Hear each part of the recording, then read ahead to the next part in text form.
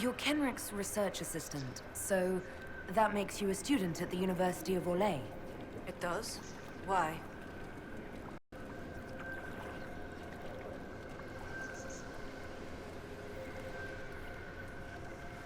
If I've said something wrong... I'm sorry. That's usually asked with skepticism. The university accepts those worthy of admission, though elven students are few.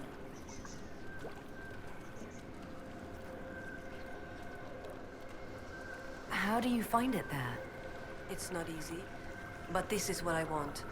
And I like working for Professor Kenrick. Elven research students, where publications concerned, their work's often deemed not substantial enough for formal credit. But Kenrick cares about people who want to learn. If our research finds an audience, I know my name will be included. Stay safe. I will.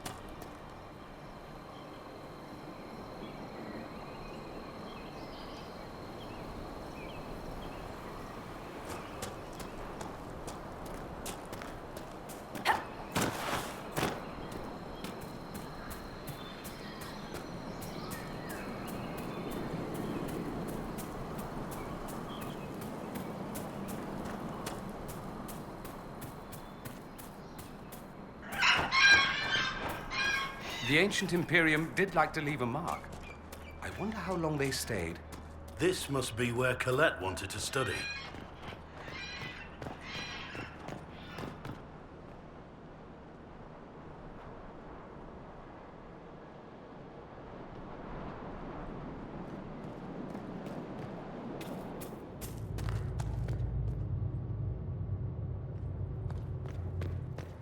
Inquisitor?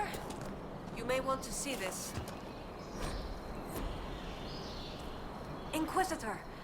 I was going to send word. I found something. This inscription, almost completely faded, but... two stood. Felt 60 true before our triumph. A breath in the hunt, and let rest the lowlanders, worthy of the lady's care. The markings and surrounding artifacts date to Emeridan's time. The references and scripts suggest Avar. What's your theory? I need to complete a full survey and have Professor Kenrick evaluate the site himself. But this may be a tribute to Heron and Orina, Inquisitor Emeridan's companions. What makes you think the inscription refers to Heron and Dorina? It's only a theory, but the age of the markings and surrounding artifacts match the timeline we've established for Emeridan. We know that Ameridan and his companions came into violent contact with the Avar. I found glass fragments in the clay, several with slight veins of discoloration. Blue. Like Templar artifacts. Templars? The Templars were a new order in Ameridan's time. Given their small numbers then, few would be found outside the Chantry's reach. It's unusual to find one deep in uncharted territory, unless he traveled here for a purpose, as Heron would have.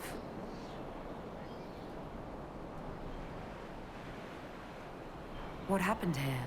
Ameridan and his companions fought the original Jaws of Hakon. They were outnumbered, but Ameridan had a sworn duty. Could Ameridan and Telana be skilled enough to slip past the Jaws of Hakon? What if someone had to buy them time?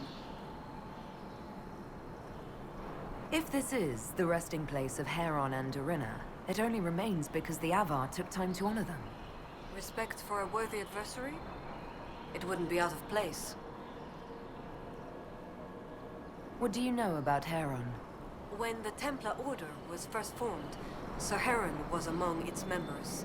He's arguably the most famous of the original Templars, though he was never one of their leaders.